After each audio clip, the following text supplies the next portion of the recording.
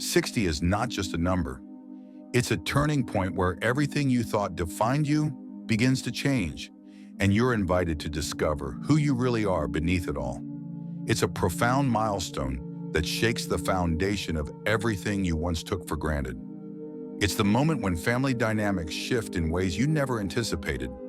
Your children, once little and needing you, have now become independent adults, sometimes distant not just in miles but in lives.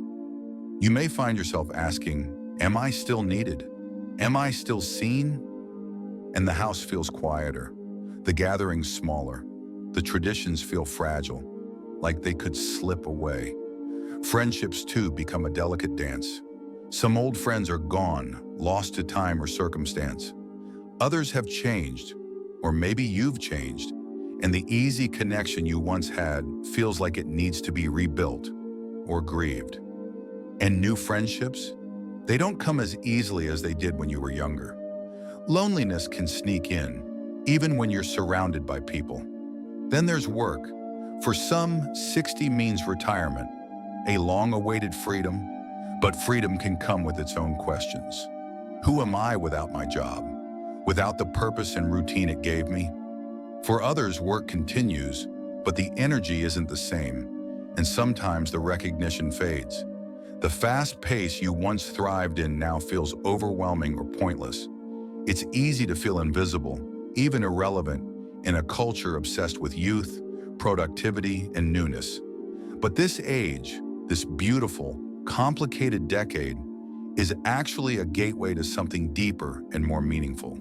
Because now, at 60, you have the chance to reconnect, not just with others, but with yourself, to reclaim your story on your terms, to rediscover what truly matters beyond the noise of expectations and roles.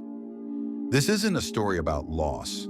It's a story about transformation, about how, with every changing relationship, every shifting role, you can find a new kind of strength, a strength rooted in presence, wisdom, and authentic connection. And that is what we'll explore together today. Loss of identity and purpose.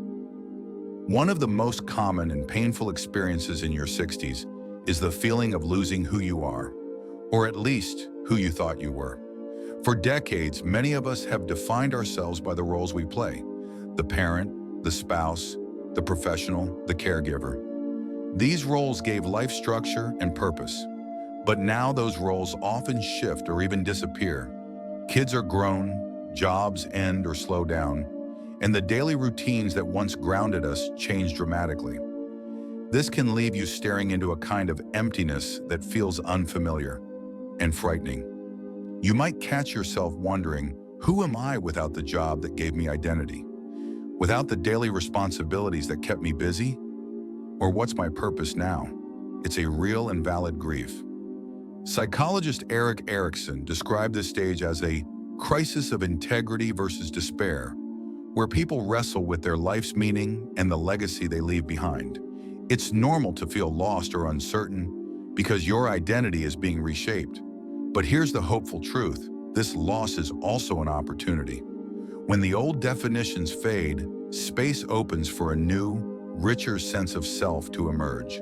One that's not tied to external achievements or expectations, but rooted in who you truly are at your core. Dr. Viktor Frankl, a renowned psychiatrist and Holocaust survivor, wrote that life's meaning can be found even in suffering. In your 60s, finding meaning might mean embracing what brings you joy, connection, or peace, even if those things look very different than before. This decade invites you to ask, what do I want my days to look like? What values do I want to live by? What kind of legacy, big or small, do I want to leave behind? It's okay if you don't have the answers yet. What matters is that you begin the journey to rediscover purpose, not by clinging to the past, but by leaning into this new chapter with curiosity and courage. You're not alone in this. Many have walked this path before and found that the 60s can be a time of profound growth and self-discovery. Social isolation and relationship cracks. At 60, many find that their social world doesn't look the same anymore. It's not just about feeling lonely. It's about noticing the subtle cracks forming in relationships that once felt unshakable. Maybe your closest friends have moved away, or their lives have become so busy it's hard to find the time to connect. Maybe family gatherings don't happen as often, or the conversations don't feel as deep or meaningful as they used to.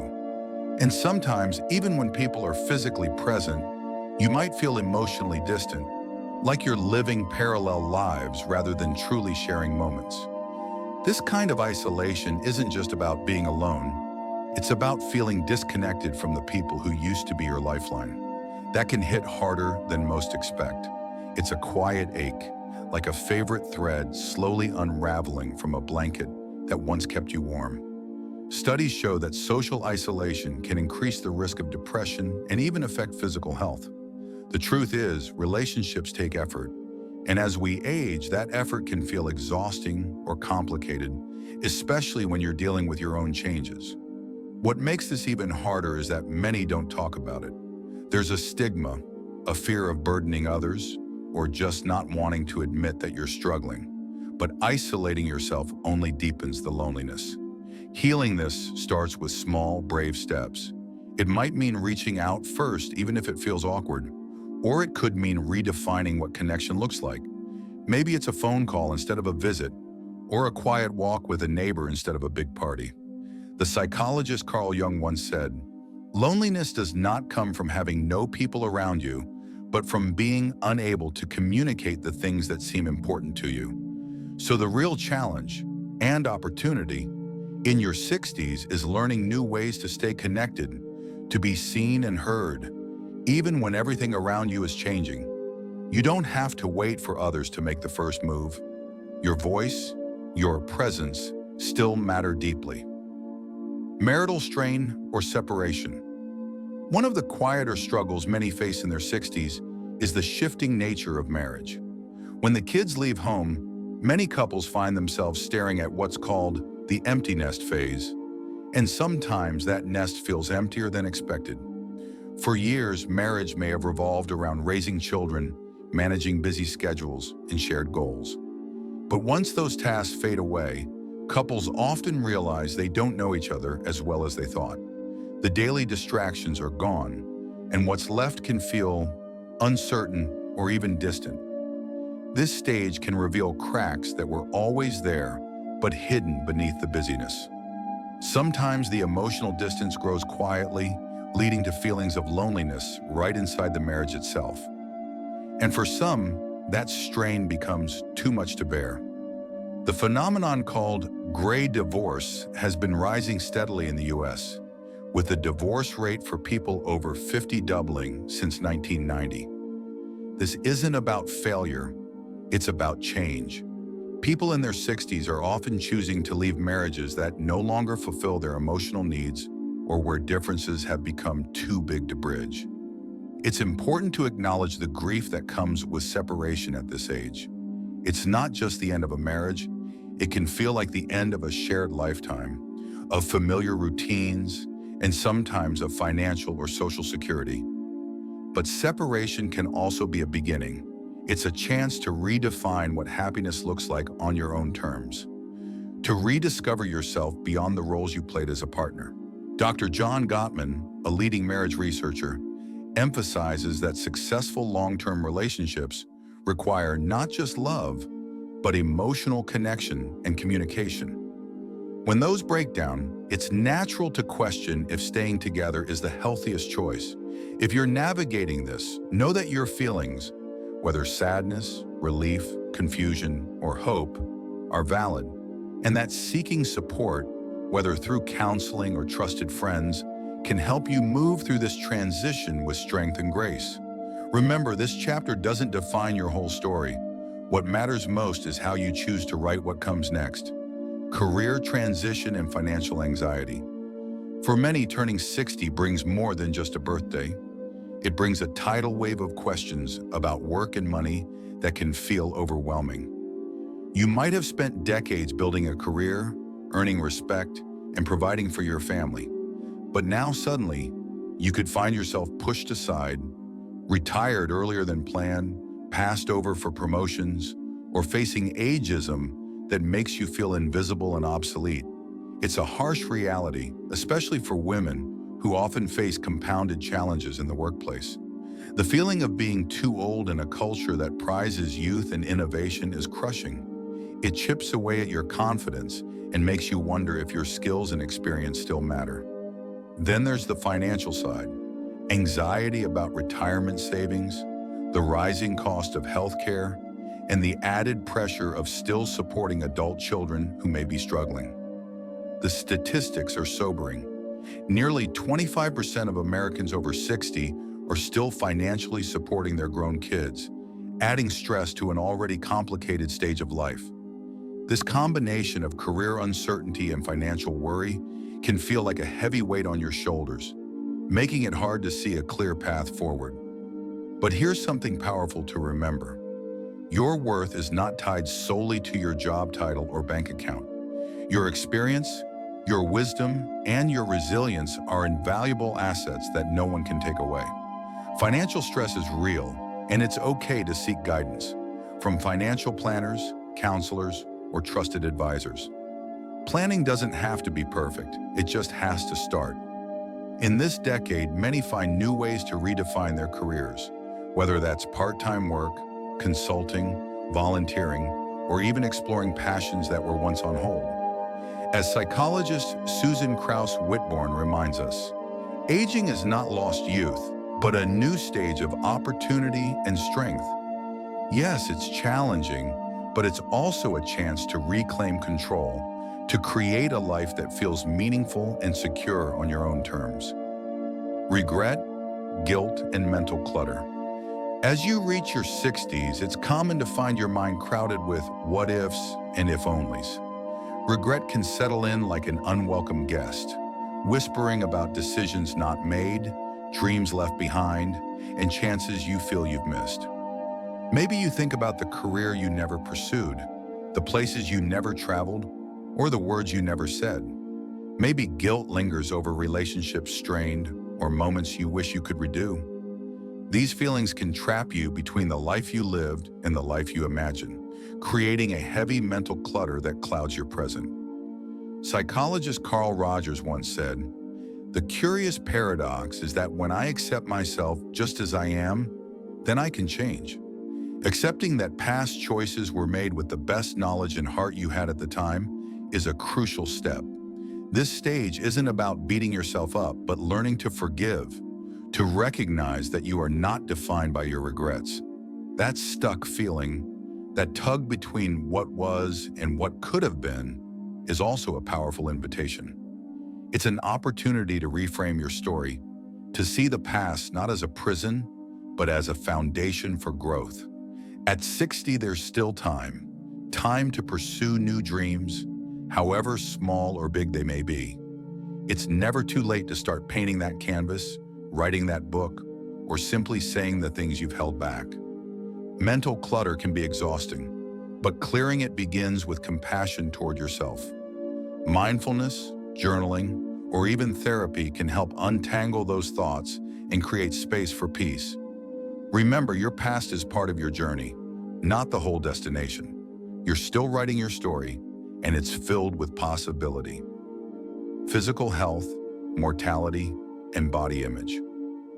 At 60, the body often begins to tell a different story, a story that can be uncomfortable to hear. New health diagnoses may arrive: heart conditions, joint pain, menopause for women, prostate concerns for men. These changes aren't just physical, they carry emotional weight, stirring up fears about what lies ahead. It's natural to feel unsettled by the increased awareness of mortality. The questions become louder. How much time do I have left? Am I taking care of myself enough? What will my later years really look like? This fear isn't something to push away. It's a signal that invites deeper reflection on what truly matters. And then there's the mirror, which often reflects a version of you that doesn't quite match the person you feel inside. Comparing yourself to your younger self can be painful. The energy that was once effortless now requires effort. The body that once moved freely now has limitations. It's a harsh reminder that time is relentless. But here's the truth. your worth is not in the number on the scale, the wrinkles on your skin, or the aches you feel. It's in the life you've lived and the wisdom you carry. Psychologist Brené Brown reminds us that owning our story can be hard, but not nearly as difficult as spending our lives running from it. Accepting your body's changes is a radical act of self-love. It's about honoring the vessel that has carried you through decades of experience, joy, and even pain. Yes, it's important to listen to your body, seek medical care, stay active, nourish yourself, but it's equally important to treat yourself with kindness, not judgment.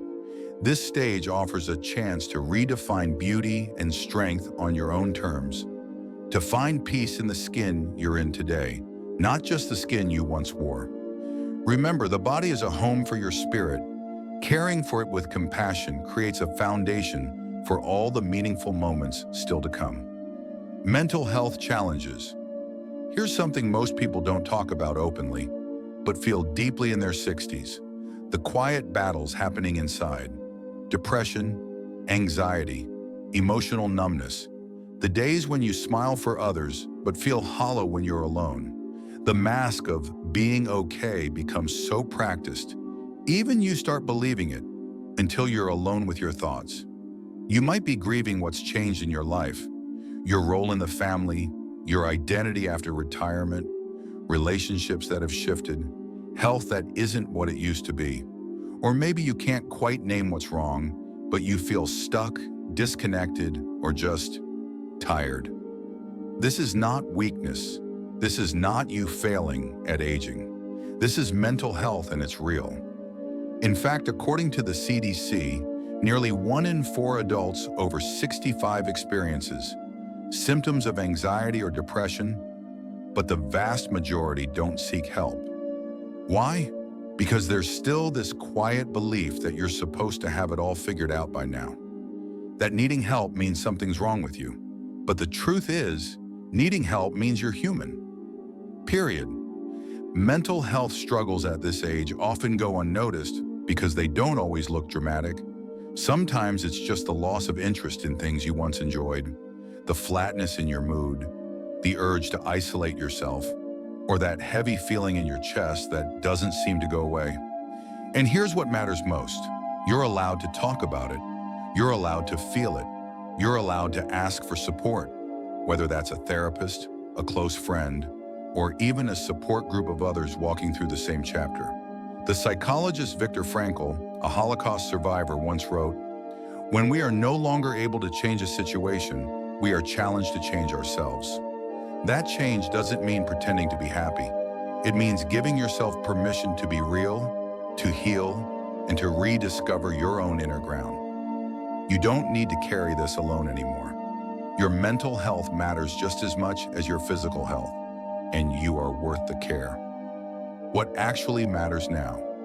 After everything you've been through, the shifts in identity, the losses, the questions that keep you up at night, maybe you're starting to realize something. That in this season of life, what actually matters isn't the same as what mattered before. It's not the titles you held or the roles you played. It's not the approval you chased or the deadlines you met. Now it's about clarity, finally seeing yourself not through others' expectations, but through your own honest, compassionate eyes.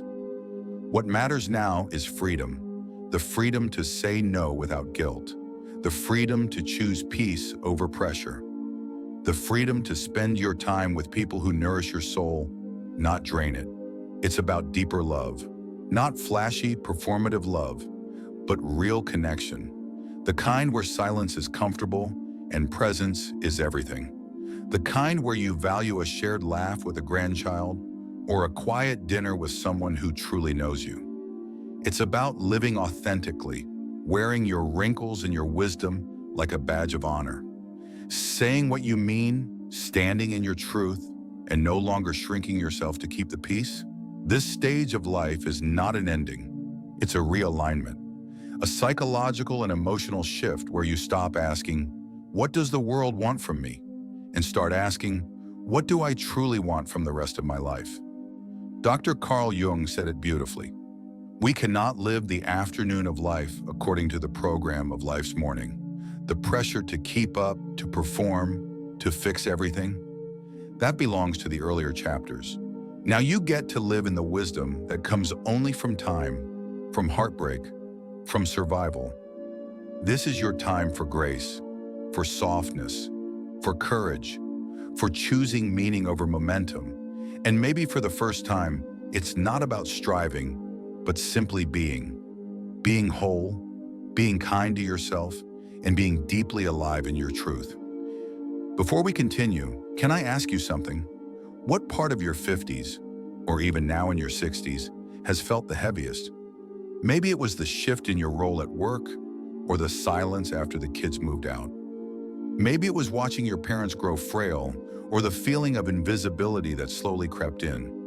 Whatever it is, I want to know, not just as a therapist, but as someone who deeply respects what you're carrying. So take a moment. If you feel comfortable, share it in the comments.